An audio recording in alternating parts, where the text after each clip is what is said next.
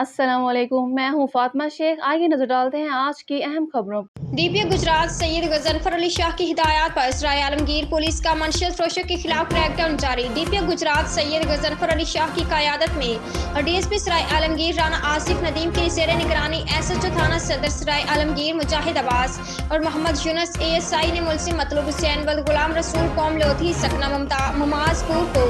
भागनगर से गिरफ्तार करके मुलजिम के कब्जा से 540 ग्राम चर्स बरामद की,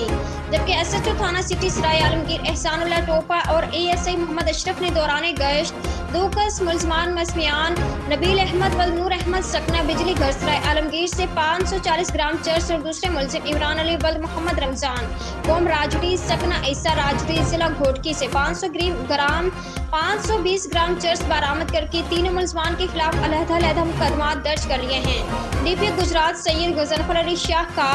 कहना है कि मनशियत माशरे का नासूर है, इससे जिला गुजरात को पाक करना मेरी अव्वली तरजीह है।